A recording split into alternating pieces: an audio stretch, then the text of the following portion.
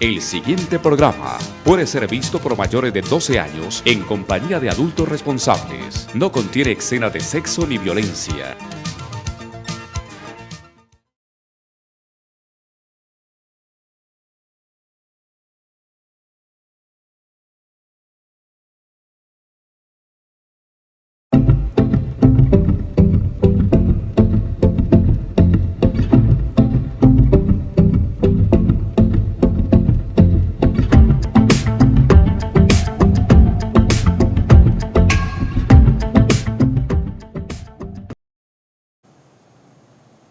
Saludo fraterno a todos los televidentes. El tema de hoy es muy interesante, es muy importante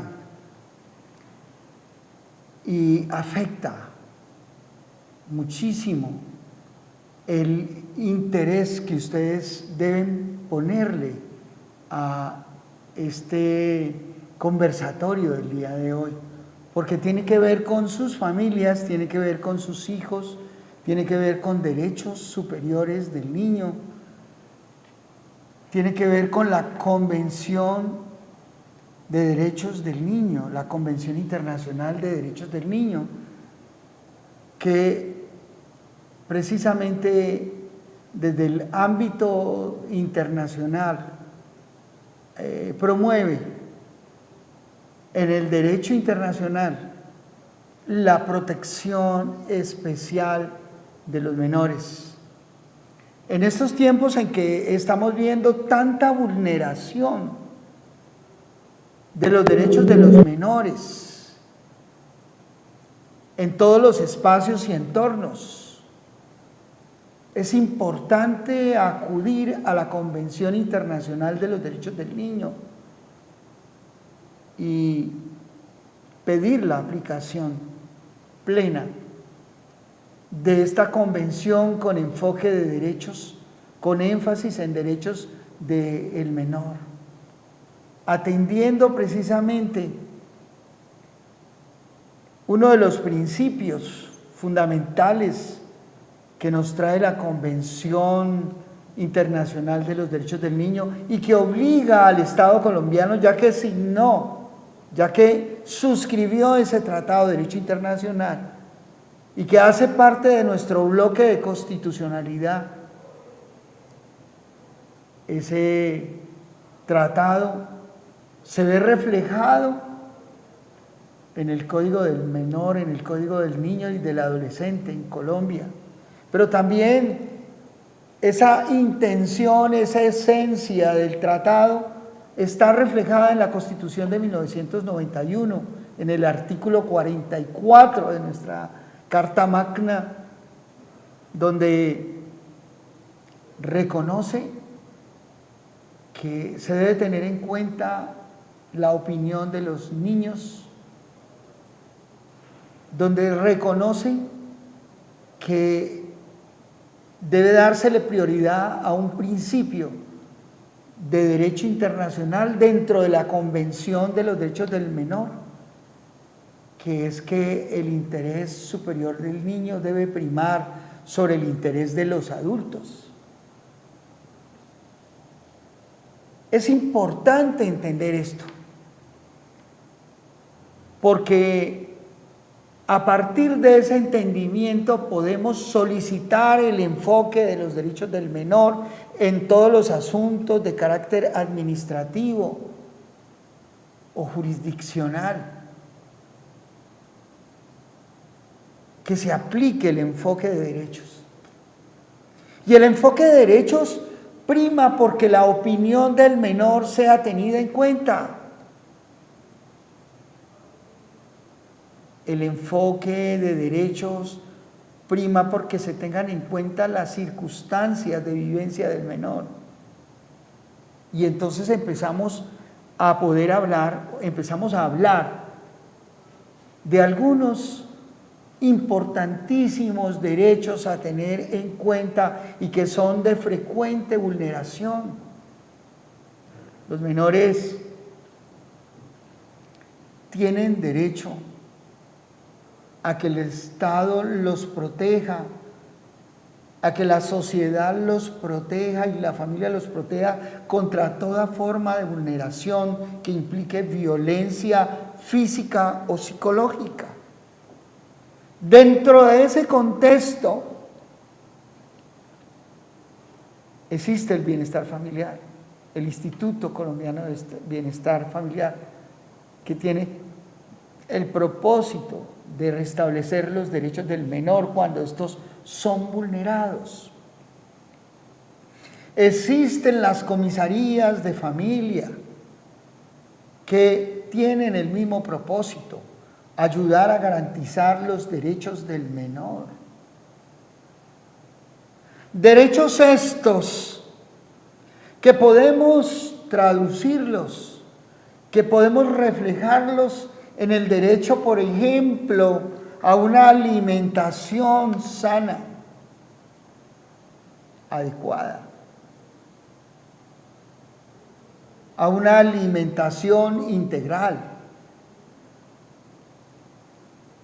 Derecho este que en muchísimas ocasiones se ve conculcado en detrimento de los intereses superiores del menor.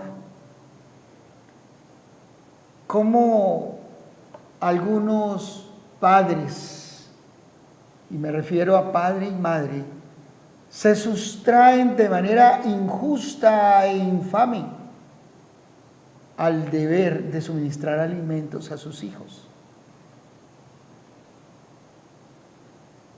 Y el no suministrar alimentos a los hijos es una conducta atentatoria contra los derechos del menor. Podríamos decir que es una forma de violencia por omisión, con las consecuencias en el orden administrativo,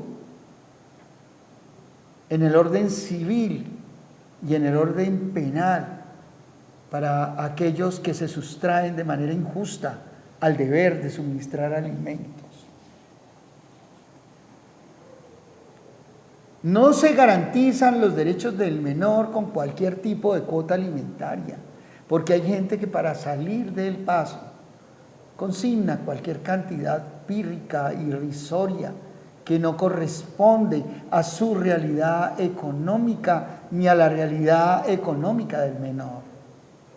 En Colombia, cuando el alimentante, es decir, la persona que tiene el deber de suministrar alimentos a sus hijos, no tiene trabajo y es imposible determinar el monto de sus ingresos, entonces el juez tendrá en cuenta para tasar la cuota alimentaria el salario mínimo legal vigente. Y la cuota alimentaria debe corresponder también a las necesidades que tiene el menor. Hay padres que todavía están suministrando 50.000 pesos de alimentos mensuales para sus hijos. Usted, padres y madres, no admitan ese tipo de contribución, porque es una contribución que no responde al amor, es una contribución para salir del paso, es una contribución para indicarle al juez penal que se está cumpliendo, pero no es cierto. Y precisamente la Convención Internacional de los Derechos del Niño nos da pautas.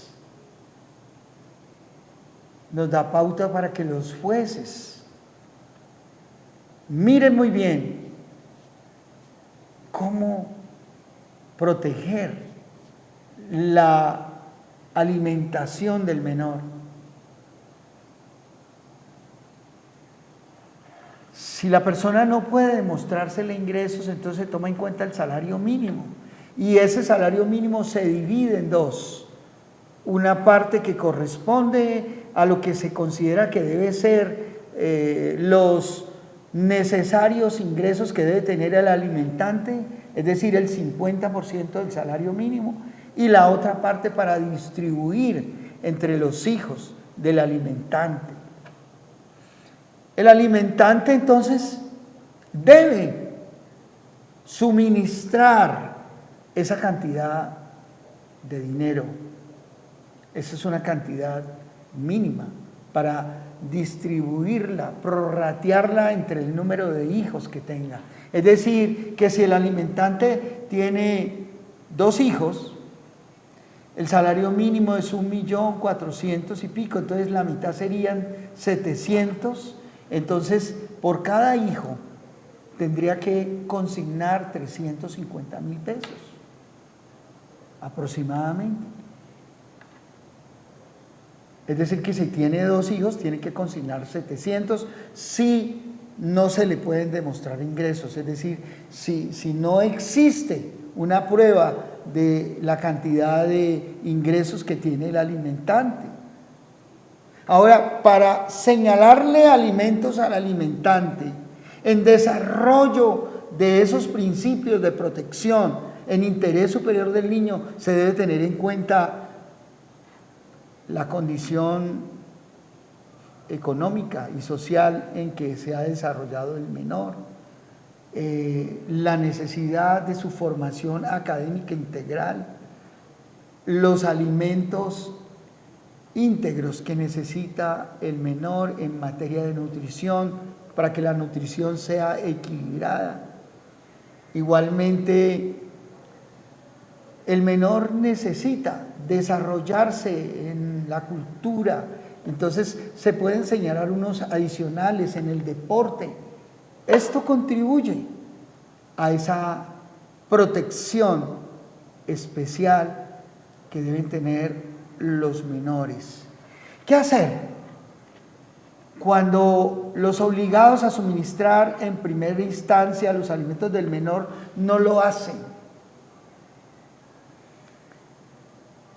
En ausencia de los padres que deben suministrar los alimentos, deberán contribuir con los alimentos del menor los abuelos, de ambas líneas, paterna y materna, y deberán contribuir con estos alimentos hasta que estos menores alcancen la mayoría de edad o si continúan estudios superiores hasta que terminen sus estudios superiores. Estamos hablando de 25 años de edad, es el límite, o 18 años de edad si los adolescentes o menores dejan de estudiar. Cuando ellos ingresan a trabajar o cuando se casan o se van a vivir con alguien, entonces cesa la obligación alimentaria en favor de las personas que lo suministran. Ya no están obligados a suministrar alimentos. Cuando estos chicos o chicas se emancipan, y se emancipan cuando se casan, cuando se van de la casa, cuando dejan de estudiar, hay una emancipación después de los 18 años, entonces cesa la obligación alimentaria. Esto es muy importante tenerlo en cuenta. Otro principio rector de esa Convención Internacional de los Derechos del Niño, que tiene que ver con el interés superior del menor, es que el menor no debe ser separado de su familia y su familia debe ser protegida contra toda forma de invasión por parte del Estado. El menor debe ser protegido de toda forma de violencia al interior de la familia. Y entonces existe la figura que se denomina medida de restablecimiento de derechos, que se puede aplicar con enfoque sobre derechos del menor, dentro del concepto de priorización de los derechos del niño sobre los derechos de los adultos. Quiere decir esto que el derecho de visitas no es un derecho del adulto, es un derecho del menor, y el menor no puede ser privado de esa facultad, posibilidad y derecho de ser visitado por su familia. Y cuando hablo de ese derecho de visitas, también me refiero no solamente a los padres, sino a las líneas paternas, a la línea materna y la línea paterna. ¿Por qué? Porque cuando las parejas a veces se separan, tienen rupturas, impiden la comunicación, el relacionamiento con una de las líneas paternas del menor. Y esto es muy grave. Esto atenta contra los derechos del niño, atenta contra el desarrollo social del niño, el desarrollo psicológico y emocional, porque se lo está separando de la familia extensa. El niño tiene derecho a relacionarse, tiene derecho a ser visitado por estos parientes, a ser conectado con él. Y entonces cuando este derecho se cercena, se está en la obligación de pedir ese restablecimiento de derechos. Y un juez de la República, un comisario de familia, un bienestar familiar, un defensor de familia, los abogados que trabajan en esta área del derecho, están en la obligación de procurar el restablecimiento de ese derecho de visitas. Porque no es un derecho del señor padre o de la señora madre, no, es un derecho del menor. Y se le están vulnerando los derechos cuando se impide el relacionamiento de ese menor con sus líneas parentales. Y esto es un pan nuestro de todos los días. ¿Cómo se instrumentaliza al menor para ejercer venganza sobre el cónyuge que no tiene el cuidado personal del menor? Y el daño que se le hace al menor es inmenso. Además de que la persona que tiene la custodia y que impide el relacionamiento, lo que está haciendo es tratando de vengarse de ese cónyuge que le dejó, que le abandonó, que se consiguió otro o otra. Pero el daño se lo está haciendo también a su hijo. Y eso es una vulneración de los derechos del menor. Y frente a eso, se puede pedir el restablecimiento de los derechos. Y es que mucha gente se queda quieta y callada porque la gente no entiende y no sabe que cuando se toma una medida de protección y se profiere una resolución, una decisión administrativa o jurisdiccional, la persona que está vulnerando esos derechos está en la obligación de acatar.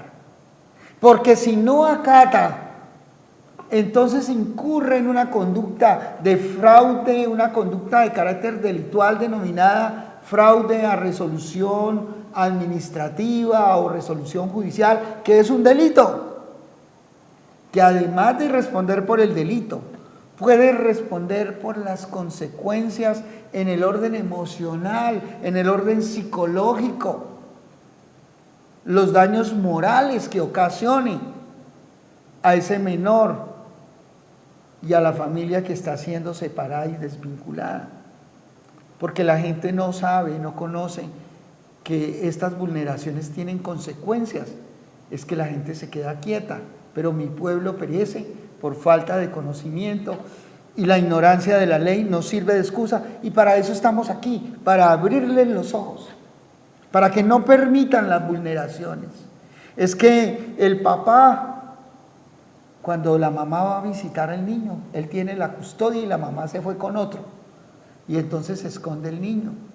O sencillamente está establecido en el acuerdo de visitas que cada 15 días viene por ella y se la lleva el fin de semana. No, se fue para un paseo y le impide relacionarse adecuadamente con ese padre. Pero ¿saben una cosa? Además de los tiempos que se señalan para que el menor se relaciona con el padre que no tiene la custodia, los abuelos también tienen derecho a pedir tiempos con el nieto y lo pueden pedir para restablecer ese derecho a no ser separados de la familia que tienen los menores, independientemente del tiempo a que debe gozar el padre que no tiene la custodia y el cuidado personal. Así como el abuelo tiene deberes, los abuelos sí podríamos decir que tienen derechos a relacionarse con esos nietos. Y los nietos con más veras tienen derecho a tener comunión relacional con sus abuelos, con sus tíos, con sus hermanos, y ningún papá y mamá debe obstaculizar ese relacionamiento, a menos que el interés superior del niño esté en peligro, que el padre o madre signifique un peligro para la estabilidad emocional o física del menor. En ese caso se puede restringir las visitas, o estas pueden ponerse como visitas vigiladas, supervisadas. Es que en el único caso que la presencia de un pariente implique un riesgo para el menor, en esos casos se puede restringir el derecho de visitas. Pero de lo contrario, estimados televidentes, no. Y no porque se afecta el interés superior del menor a desarrollarse en condiciones emocionales dignas y de paz. La dignidad humana del niño, eje fundamental de nuestro Estado de Derecho, debe aplicarse el enfoque de derechos del menor con el criterio de dignidad humana del niño, que tiene derecho a expresar sin ningún tipo de condicionamiento y alienación su opinión en cuanto al relacionamiento parental.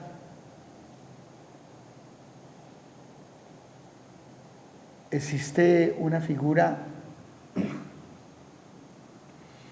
denominada alienación parental.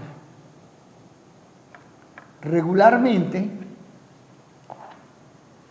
cuando la gente no tiene madurez, cuando la gente no entiende el valor de la paternidad y maternidad, cuando la gente no entiende sobre los derechos del niño, a veces, como elemento de un alma enferma después de una ruptura, se enferma el alma del niño, del menor, del adolescente, alienándolo en contra del padre que no tiene el cuidado personal, para evitar que se comunique, para evitar que se relacione, para lograr que ese hijo empiece a odiar a ese padre o madre. Esto se denomina alienación parental. Y es una conducta gravísima, una conducta terrible, que causa horribles daños en la integridad de los menores. Y es una conducta que se puede sancionar con la pérdida de la custodia y el cuidado personal. Puede incidir en una privación de la patria potestad sobre aquel padre o madre que desarrolla ese tipo de violencia contra su hijo o hija. De tal manera, estimados televidentes, que en ejercicio del desarrollo de esos derechos que deben protegerse, existen instituciones del derecho civil para proteger. Una de esas instituciones es el derecho a la filiación, que es un derecho humano del menor. El menor tiene derecho a una identidad. El menor tiene derecho a saber quiénes son sus padres y los deberes que a estos les atañe. ¿Quiénes son sus abuelos? tiene derecho a llevar sus apellidos.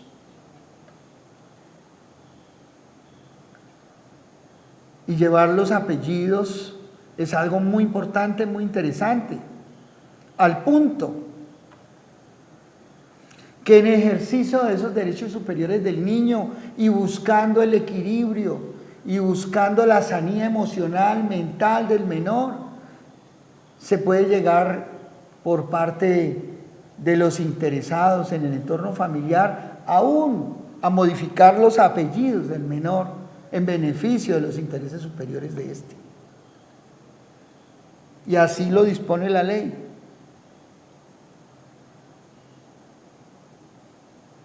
Hoy, con la evolución del desarrollo de familias, el concepto ha cambiado, constitucionalmente tenemos interpretaciones de carácter jurisprudencial que desarrollan la Constitución ampliando el concepto de familia, y hoy tenemos otro concepto importante que es el concepto de los hijos de crianza.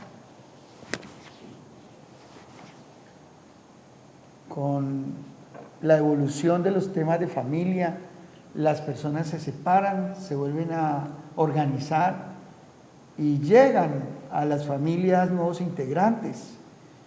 Y hoy se habla también de padres de crianza e hijos de crianza, con las consecuencias que esto tiene en el derecho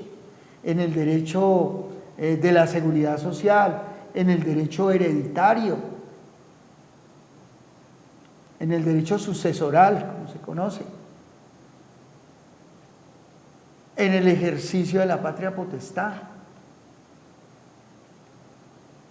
Unas dinámicas nuevas que nos tienen que hacer pensar que el derecho no es estático y que es evolutivo y que progresa cada día, y que dentro de ese progreso hay nuevas figuras, y que los derechos de los hijos de crianza también deben tenerse en cuenta.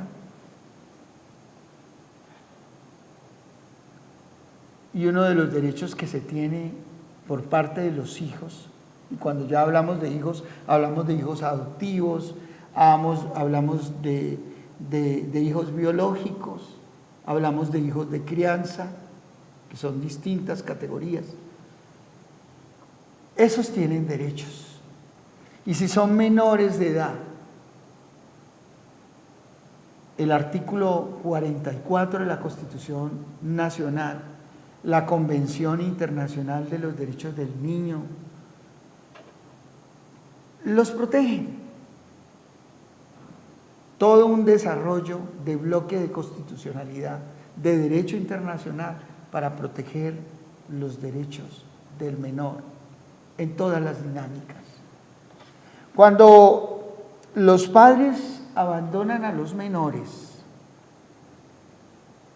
pues son sancionados, y pueden ser sancionados con la privación de la patria potestad. Y esa privación les quita el derecho de ingerir en la orientación de la vida de los menores y le otorga a plenitud total esa patria potestad exclusivamente al padre, que es responsable, que cuida los intereses del menor. Así que se abren las posibilidades de que ese menor no sea restringido en el derecho de salir del país, por ejemplo, que es uno de los derechos que nos trae la Convención. Ese menor tiene derecho a visitar al padre o madre que se encuentra en un estado diferente al estado colombiano. Y entonces existe la figura del permiso de salida del país otorgado por el Instituto Colombiano de Bienestar Familiar a través del defensor de familia o por un juez de la República, cuando uno de los padres no quiere otorgar el permiso para que su hijo salga del país. El derecho de familia se ha constitucionalizado. El derecho del menor se ha constitucionalizado y convencionalizado. Es por eso que ningún niño en Colombia debería ser vulnerado, y si es vulnerado, los derechos de ese menor deberían ser restablecidos. El tema del cuidado personal y la custodia de los menores, eso no es un tema menor. El derecho de custodia no es un derecho del adulto, es un derecho del menor. Y cuando el menor no está siendo cuidado adecuadamente por parte de sus padres, progenitores y demás cuidadores, estamos frente a una vulneración de los derechos del menor, y ese derecho tiene que ser restablecido, y es un deber del Estado, a través del bienestar familiar, a través de las comisarías de familia, a través de los jueces de la República, restablecer esos derechos. Y reconocer, entregar de manera técnica, estudiada, informada, a ese menor, al padre o al pariente que garantice sus derechos. Y aquellos que no los garantizan, pues deben ser sancionados, disciplinados por el Estado. Hay unas rutas de protección en los diferentes entornos en que se desenvuelven los menores. Una de las rutas de protección frente a las formas de maltrato, violencia sexual, violencia psicológica, es el bienestar familiar. Frente a un caso que se conozca de violación de los derechos del niño, del menor, del adolescente, todos los ciudadanos estamos en la obligación de poner en conocimiento, así sea anónimamente, esa conducta vulneradora de los intereses de los menores. A veces nos hemos dado cuenta que hay menores que los dejan encerrados con candado, y hemos tenido noticias de personas que se han quemado, niños que se han quemado al interior de sus viviendas porque sus padres los dejaron encerrados. Hace no mucho tiempo conocimos el caso de una madre que dejó su hija en una habitación y estos tuvieron un accidente dentro de la casa muy grave, y ella se había ido a bailar, ¿no? Y su hija murió, una de sus hijas murió. Entonces, estos casos son horrorosos. Si usted tiene conocimiento de una situación donde se esté vulnerando el derecho del menor, pues denúncielo, amigo. Y si le da susto, denúncielo de manera anónima. Si usted denuncia de manera anónima una conducta anómala contra un menor, entonces Bienestar procederá, las comisarios de familia procederán, los defensores de los derechos del menor procederán, la policía del menor y del adolescente procederá, porque es una obligación del Estado proteger. En temas sexuales, se considera que los niños menores de 14 años no tienen capacidad para dar un consentimiento de sí al sexo. No.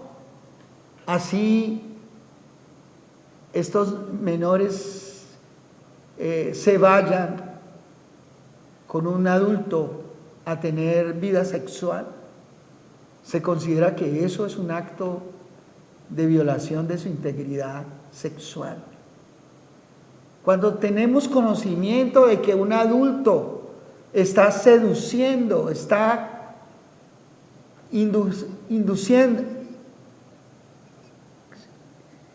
que un adulto induce a un menor, a un comportamiento sexual inadecuado, o cuando lo está violentando o lo está obligando y así no lo obligue, eso es un comportamiento que se debe denunciar.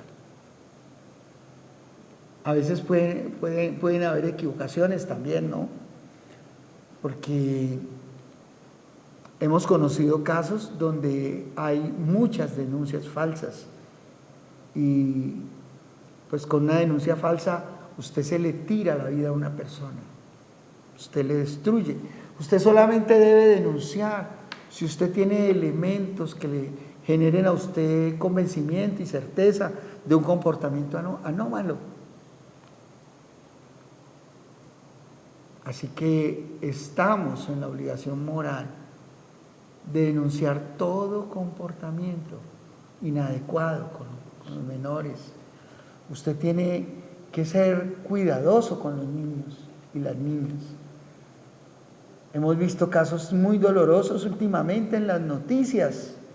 Hemos visto cómo hombres y mujeres sobre los cuales la sociedad aparentemente tendría que desarrollar un grado de confianza, resultan ser una decepción. Hemos visto noticias de religiosos vulnerando derechos de menores, abusando física, sexual y psicológicamente de menores, a veces con la anuencia indolente del padre que debe proteger del otro padre. Se ve mucho con temas de padrastros y madrastras que abusan, que maltratan, y esto no lo debemos admitir. No se debe admitir el maltrato en ninguna forma. La violencia sexual es una forma de maltrato. El rapto de menores por parte de fuerzas que están en un proceso de guerra dentro del Estado colombiano es una cosa muy horrible. Eso viola el derecho internacional humanitario y el derecho de los niños y la Convención Internacional de los Menores. Ese tipo de conductas son completamente reprochables, inadmisibles en el tema de la guerra.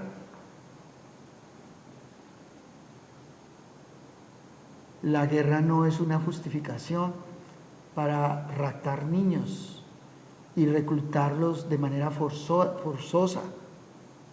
Esas conductas son completamente dañosas al interés superior de los menores en Colombia. Nos está quedando claro, estimados televidentes, que hay una cantidad de herramientas para proteger los derechos del menor en temas de custodia. La custodia debe estar en cabeza de aquel padre o madre o abuelos que garanticen plenamente los derechos del menor.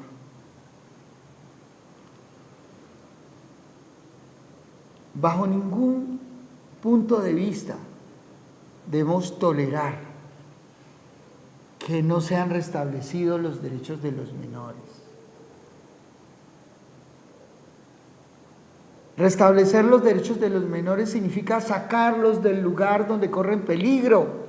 Si usted conoce que un menor está corriendo peligro en un espacio, denuncie.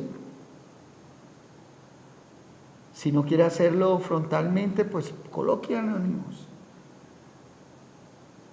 Pero hay que proteger a ese menor.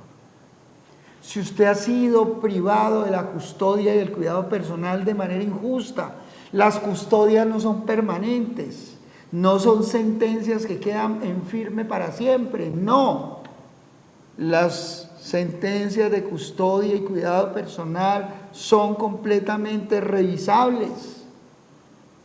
Entonces, si usted ve que las condiciones del menor no son las mejores, que el menor no se está aplicando en la academia, que no está rindiendo en el colegio, que tiene malas amistades, que tiene malas palabras, que permanece mucho tiempo en la calle, que no está bajo el cuidado de un adulto responsable, entonces usted denuncie el asunto. Y si le toca pedir la revisión de esa custodia, pues lo hace. Porque las custodias, estimados televidentes, son completamente revisables.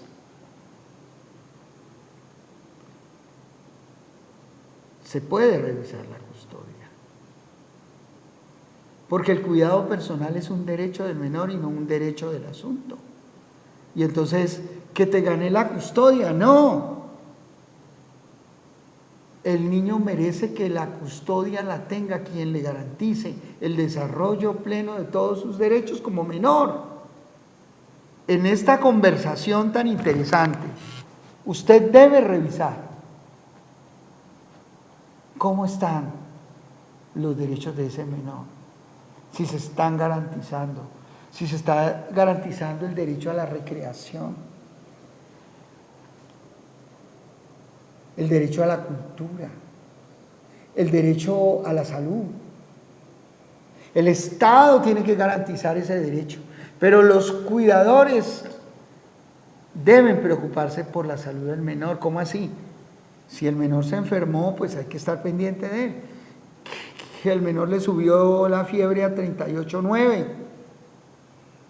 pues hay que llevarlo al hospital, hay que tomar las medidas, hay que ponerlo a disposición del médico para que el médico diga cuál es el procedimiento, le practiquen los exámenes y ese menor recupere la integridad física, porque por un descuido un menor convulsiona, un menor puede perder su proyecto de vida futuro. Si usted sabe que la persona que está con él no es atenta en temas de salud, entonces usted debe protestar, usted debe pedir un replanteamiento de la custodia. Hay una responsabilidad grande en los cuidadores, en los padres de los menores, porque pueden incurrir en conductas delictuales por el descuido. Un padre descuidado que vio que su hijo tenía una fiebre de 39 y lo dejó quemar, lo dejó morir, es responsable de un delito, de lesiones culposas, por omisión. Así que proteger los derechos del menor se impone al Estado, se impone a la familia, se impone a la sociedad en general. Cuando el Estado falla en la protección de los derechos del menor, el Estado debe hacerse responsable, administrativamente hablando. Por eso, en el asunto ese tan terrible que nos ha dolido tanto de la institución Canadá en Bogotá, donde varios niños fueron abusados sexualmente por su cuidador en las instalaciones del colegio que lo debía proteger. Ahí hay una responsabilidad estatal. Además de la responsabilidad de las contratistas, el Estado también tiene una responsabilidad allí. Y debe indemnizar a los menores por el daño moral que le ocasionó este sujeto. Él debe pagar con la cárcel, deben ponerle la máxima pena, pero el Estado debe responder. La institución que administraba ese lugar de bienestar familiar debe responder solidariamente con el Estado por esos daños causados a esos menores. Pero el Estado también debe brindarle atención psicológica permanente a esos menores víctimas de la violación de uno de sus agentes. Porque ese funcionario que trabajaba para unos contratistas era también agente del Estado, porque estaba cumpliendo con una función estatal bajo precisamente la tutela del Estado. Tenemos el deber de cuidar a nuestros muchachos. Tenemos el deber de responder por nuestros hijos. Estimado amigo televidente, mire, si no están respondiendo por los alimentos, haga lo que tiene que hacer. Solicite la fijación de una cuota alimentaria digna y justa. Si están pagando una cuota alimentaria pírrica, solicite la revisión de esa cuota alimentaria, el aumento de la cuota alimentaria, para proteger los derechos del menor. Ahora, si hay un menor que se está beneficiando, esos que tienen varios hijos en diferentes sucursales, y entonces a uno le fijaron más alimentos que a otros, dándose un trato discriminatorio y descompensando realmente esos derechos de esos otros menores, pues si eso también se puede revisar. Si usted está siendo privado de lo relacional, de las visitas con sus menores, pida revisión de la custodia o denuncie penalmente por el delito de fraude a resolución administrativa o fraude a resolución judicial o ejercicio arbitrario de la custodia por el padre que impide que el otro padre se relacione. De tal manera, mis estimados televidentes, ustedes tienen la palabra y en pantalla aparecen unos teléfonos claves, el 315-528-1453. Usted puede llamar a esos teléfonos y ahí le darán una cita. Mi equipo de abogados, mi equipo de expertos, peritos, van a ayudarle a reconocer esos daños que está sufriendo el menor o esos daños que usted está sufriendo para que hagan las compensaciones y las revisiones que corresponda, porque Gilmar Tafur es justicia para todos. Estamos para servirte, estamos para oírte.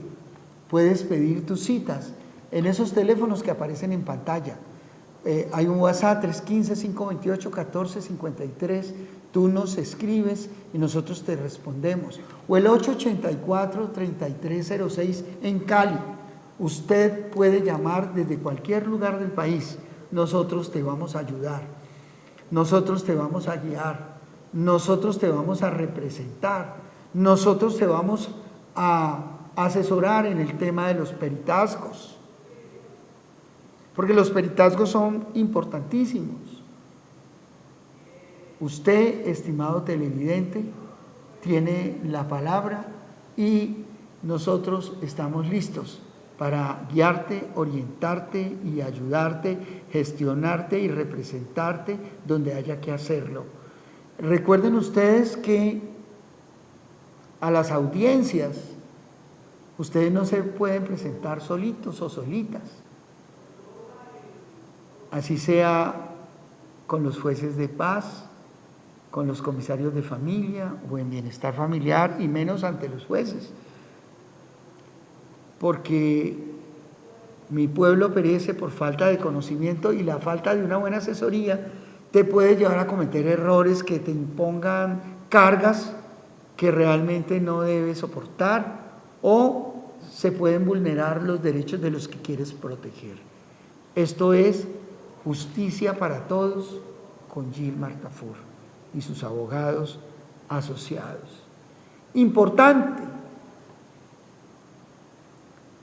¿cómo reclamar esta protección de los derechos del menor?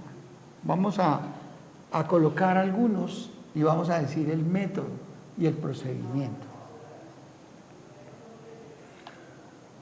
Cuando se trata de derecho de alimentos, usted está llamado a acudir inicialmente a una conciliación en derecho, en un centro de conciliación, o usted debe acudir al bienestar familiar para que sea convocado el infractor, la persona que está vulnerando esos derechos, y se pueda hacer una composición o una conciliación. Si no hay un acuerdo, entonces se procederá a acudir a la jurisdicción. Cuando estamos frente a casos de violencia intrafamiliar donde estén involucrados menores, Hay una ruta. Las comisarías de familia. Los comisarios de familia son funcionarios de carácter administrativo que desarrollan funciones jurisdiccionales y una de sus responsabilidades y facultades es garantizar los derechos del menor, restableciendo los derechos que están siendo vulnerados por aquellos que tienen el deber y la obligación de proteger. Es muy importante que ustedes lo sepan. Se deben garantizar los derechos del menor a través de esos mecanismos, de esas rutas, de esas instituciones creadas para protegerlos. La Fiscalía General de la Nación, frente a la inasistencia alimentaria, debe cumplir un papel preponderante, como quiera que cuando los obligados a cubrir alimentos se sustraen injustamente al deber, actúan con dolo, deben ser procesados penalmente. Cuando los menores son menores de 14 años, la pena es de 2 a 4 años de prisión. Cuando son mayores de 14 años, la pena es de 1 a 3 años. Cuando son menores de 14, son de 2 a 4 años. Esas personas les queda prohibido salir del país. A esas personas se les puede embargar los ingresos de toda índole, los salarios, las rentas, los bienes. Y si esas personas no cumplen, o su cumplimiento es insuficiente, se puede perseguir a los abuelos de las diferentes líneas, paterna o materna, o a ambos, para que ambos respondan conjuntamente por esos menores. Pero eso es una obligación de la sociedad, del Estado y de la familia, responder integralmente por los derechos de los menores. Mi pueblo perece por falta de conocimiento y la ignorancia de la ley no sirve de excusa. Y hoy hablamos de derechos del niño desde la Convención Internacional de los Derechos del Niño, desde el Derecho Internacional de los Derechos del Niño. Hoy hablamos para que ustedes representen y defiendan esos importantes derechos y Gilmar Tafur y sus abogados asociados estamos listos para protegerlos. El Señor los bendiga y los guarde. Bendiciones mil.